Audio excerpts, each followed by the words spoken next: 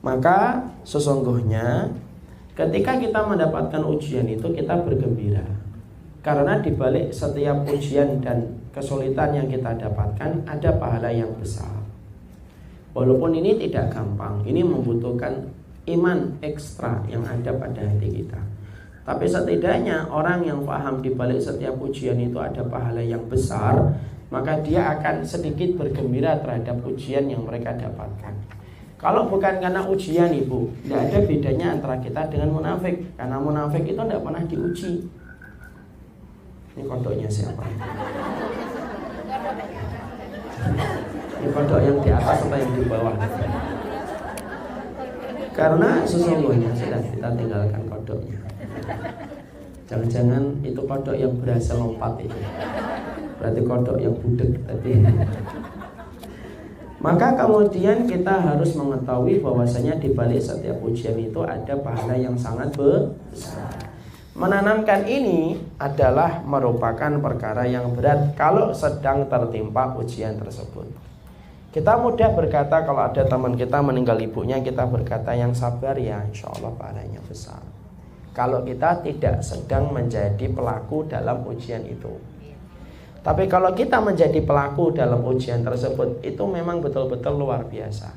Setan itu akan berusaha membuat was-was kita supaya hilang rasa kesabaran yang kita miliki, walaupun kita tahu ilmunya, walaupun kita tahu pahalanya besar. Kenapa? Kerjanya setan itu membuat was-was. Contoh, ibu kita meninggal dunia, maka kadang-kadang setan itu membuat was-was pada hati kita yang menjadikan kita ridho, hilang ridhonya. Coba kalau ibu saya ajak ke Jakarta. Coba kalau ibu saya ajak ke Singapura pengobatannya ini. Coba kalau saya mungkin di sampingnya ibu. Selalu kayak gitu, itu was-was. Dan was-was itu merupakan kayak jamur dia yang menggerogoti keridhaan kita terhadap satu ujian yang Allah berikan kepada kita. Padahal bagi orang yang beriman, ujian itu memang bagian dari fitrah kehidupan. Tidak ada orang yang hidup itu kecuali pasti akan diberikan ujian oleh Allah. Orang yang hidup kemudian dia tidak mau mendapatkan ujian pada hidupnya, berarti dia hidup di negeri impian dan dongeng. Tidak mungkin dia akan mendapatkan yang semacam itu. Karena pasti kita akan merasakan kesedihan, kita akan merasakan air mata, kita pasti akan merasakan kesulitan. Kenapa? Karena dunia ini diciptakan oleh Allah, berisi di dalamnya kesulitan dan berisi di dalamnya berbagai macam ujian. Makanya Allah memberikan kabar gembira bagi orang yang sabar. Dan kalau kemudian kita berpikir, sering saya sampaikan, kalau kita berpikir, kalau bukan karena ujian, lalu dari mana kita akan mendapatkan pahala kesabaran? Saya pernah didatangi, ada keluarga datang menceritakan salah satu anaknya yang lahir yang muda, kemudian agak terlambat ketika berbicara. Maka nasihat yang saya sampaikan, kalau semuanya dimudahkan bagi antum, terus antum nanti dapat pahala kesabaran dari mana? Antum menikah, istri antum kemudian nurut sama antum, suruh pakai jilbab nurut. Anak antum pertama lahir cepat, lo dua juga normal, baik. Kalau semuanya dimudahkan untuk kita, malah kita bingung dari mana kita mendapatkan pahala kesabaran. Walaupun kita tidak boleh minta diuji, tidak boleh. Ya Allah ujilah saya, tidak boleh. Karena bisa jadi kita mungkin tidak kuat. Tapi ketika kemudian kita tidak boleh meminta diuji, tapi kalau ujian itu datang, dihadapi. Dan salah satu perkara untuk menghadapi ujian itu apa? Menanamkan pada hati, menepis bisikan setan. Di balik setiap ujian itu pasti ada kebaikan besar yang Allah berikan untuk kita.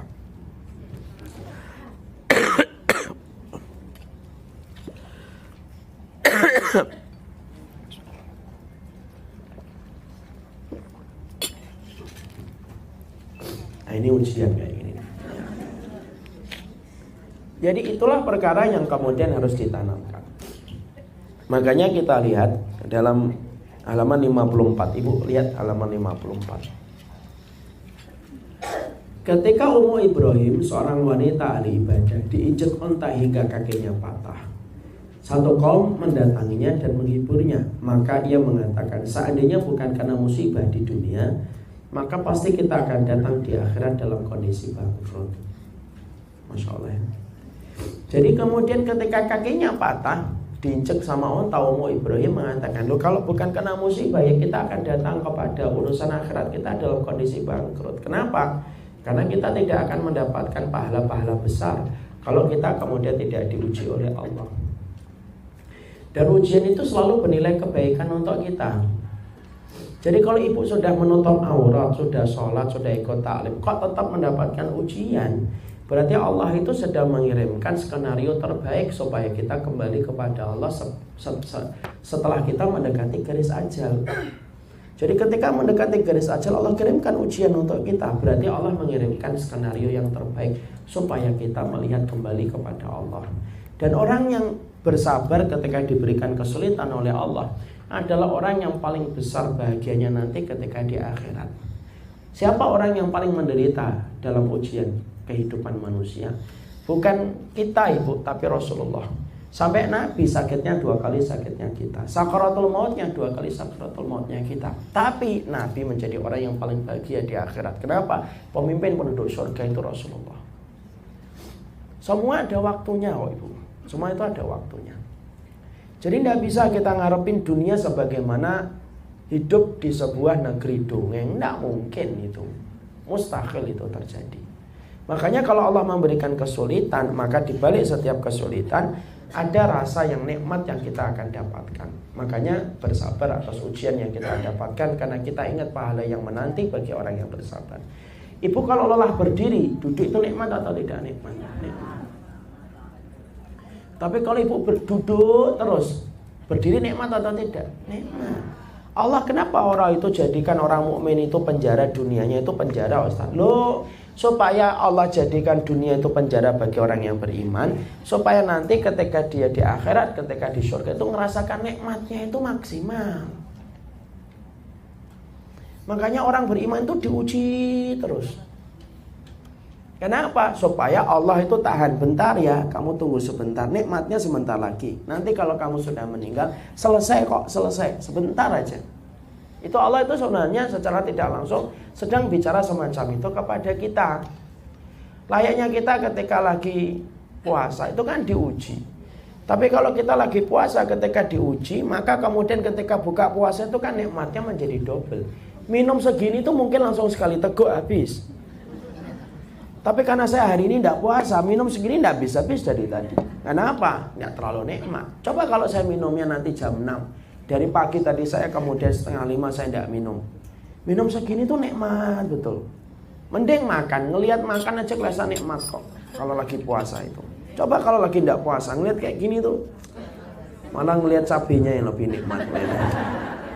Karena kita lagi tidak puasa. Coba kalau lagi puasa. Kalau lagi puasa tuh semuanya kelihatannya nikmat gitu. Lihat kan ya bu, kayak rendang, kecoa kayak dendeng, karena lagi puasa. Tapi ketika nanti berbuka, maka kemudian kita akan merasakan kenikmatannya. Minum air putih aja nikmatnya luar biasa. Allah itu sebenarnya, kalau ada yang nanya, Ustadz betul nggak hadis yang mengatakan dunia itu penjara bagi orang beriman? Betul, hadisnya sahih Ustadz, sahih. Kenapa Allah jadikan orang mukmin itu penjara dunianya itu, Ustaz? Supaya nanti ketika dia sudah di akhirat, semuanya jadi nikmat. Ya, makanya Allah tahan sebentar. Makanya Allah itu maha baik, Ibu. Kenapa kita bisa mengatakan Allah maha baik? Coba kita cuma dikasih ujian 40 tahun misalkan. Itu pun baliknya dari 12 tahun. Berarti dia 28 tahun hanya beramal. Tapi balasannya tanpa putus kekal selama-lamanya. Kurang baiknya apa Allah itu sama kita? Itu kalau umur kita 40. Kalau umur kita 50, berarti cuma 38 tahun. Dan tidak ada orang 38 tahun diuji itu. Enggak, pasti dia sempat ketawa, dia sempat merasakan kebahagiaan. Kenapa? Karena setiap ujian itu pasti ada kemudahan yang sedang Allah berikan. Kadang-kadang kita itu suka menghitung-hitung ujian, tapi melupakan kenikmatan yang sudah Allah berikan kepada kita. Sifatnya manusia itu kan gitu. Makanya Hasan Al-Basri ditanya, sifatnya manusia itu gimana sih? Sifatnya manusia itu dua. Satu, ya'udul masaib. Manusia itu akuntan paling teliti kalau sudah menghitung ujian. Yang kedua, yansa ni'ma rabbihi. Tapi amnesia kalau sudah menghitung kenikmatan Allah. Ujian itu Allah berikan hanya seujung kuku. Adapun kenikmatan yang Allah berikan kepada kita seluas samudra. Maka harusnya yang seujung kuku tidak boleh menghilangkan samudra kebaikan yang telah Allah berikan kepada kita. Allah uji ibu dengan suami. Nah, sebenarnya Allah sudah mudahkan ibu banyak. Ibu mendapatkan orang tua yang mungkin baik banget sama ibu. Dapat kemudian sekolah itu juga lancar. Uang sekolahnya juga gampang. Tapi tiba-tiba Allah kirimkan ujian, misalkan suami. Ujian itu hanya seujung kuku di antara samudra kenikmatan yang Allah berikan. Cuma setan itu meniupkan was-was yang menjadikan kita melupakan samudra kenikmatan yang Allah berikan, dan kita hanya melihat ujian yang Allah berikan.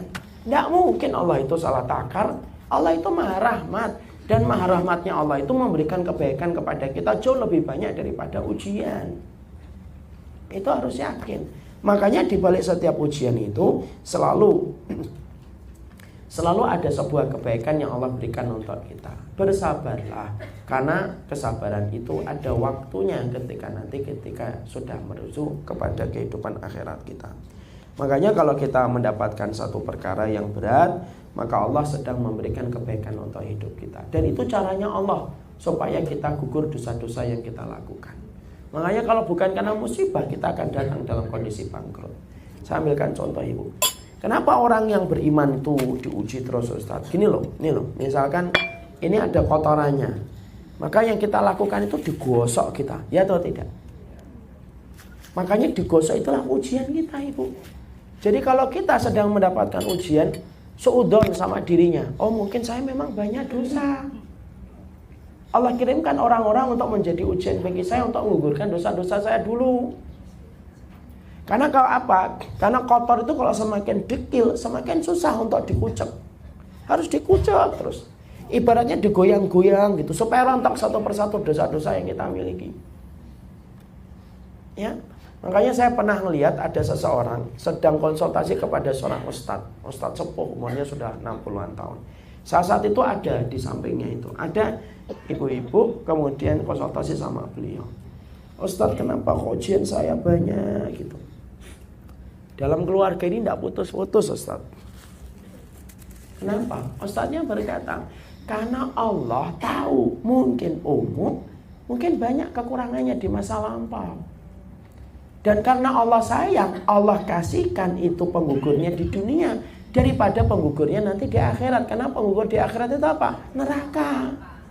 Karena Allah saking sayangnya sama Allah itu tidak mau memberikan pembersih dosanya itu dengan api neraka. Allah kasih dan Allah segerakan di dunia.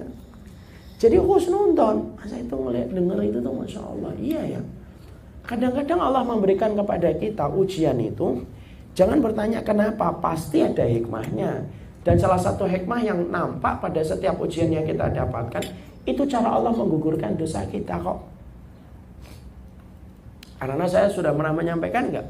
Kadang-kadang tobat kita belum tentu diterima, istighfar kita belum tentu datang dari hati yang khusyuk.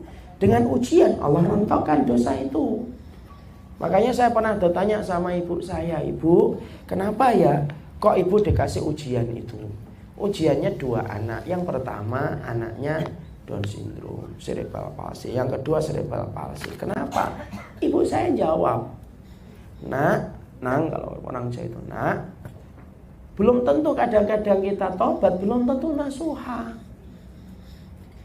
Kalau kita istighfar, belum tentu hati kita khusyuk ketika istighfar. Dan Allah ketika memberikan kepada kita ujian, Allah titipkan 2 anak ini sama ibu, karena Allah ingin menggugurkan dosanya ibu tiap waktu ketika ibu bersabar merawat mereka berdua karena titipannya Allah. Itu kata-kata ibu saya dapetin dari saya kelas 2 di pondok. Terus sampai sekarang itu tidak lupa saya. Jadi kalau kita mendapatkan ujian tuh ngomong sama diri kita masing-masing. Ya, saya juga. Kadang-kadang tobat kita memang belum tentu nasuha, istighfar kita belum tentu khusyuk. Lah kalau tobat kita belum tentu nasuha, istighfar kita belum tentu khusyuk, berarti dosa kita belum tentu dihapus. Tapi kalau kita mendapatkan ujian cuma satu, sabar, anak terima ya Allah, kalau ini memang ketetapanmu sudah engkau atur 50.000 tahun sebelum engkau menciptakan langit dan bumi, sudah engkau atur ya Allah, aku terima ya Allah. Ketika engkau terima ujian itu, walaupun engkau tidak sedang bertaubat, walaupun engkau sedang tidak istighfar, tapi engkau terima apa yang Allah tetapkan untuk dirimu, maka saat itulah berguguran dosa-dosa. Dan Allah menyegerakan itu karena Allah tidak ingin kita mendapatkan jilatan api neraka. Coba, apa kurang sayangnya Allah dalam ujian? Jadi kalau Allah ngasih ujian sama kamu itu apa? Kenapa Allah menguji saya? Karena Allah tidak ingin kamu terjilat sama api neraka. Karena dosa kalau sudah dibawa mati itu jilatan api neraka yang kemudian berhak untuk mengambilnya.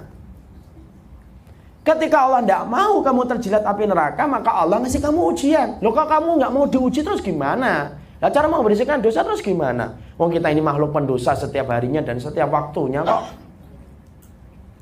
Tobat kita belum tentu nasuha, istighfar kita belum tentu khusyuk. Makanya kemudian kita kalau mendapatkan ujian, terima ya Allah, saya terima ya Allah. Karena kalau ibu tidak terima pun ujian itu tidak berkurang.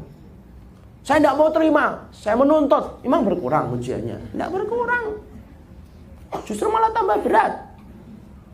Dan itu yang kemudian menjadikan kita akhirnya mengerti. Berarti kalau Allah sedang uji antum, sedang uji saya, apa yang kita dapatkan? Allah tidak ingin kita terjilat api neraka. Makanya Allah segerakan ujian itu di dunia supaya tidak mendapatkan jilatan api neraka di akhirat.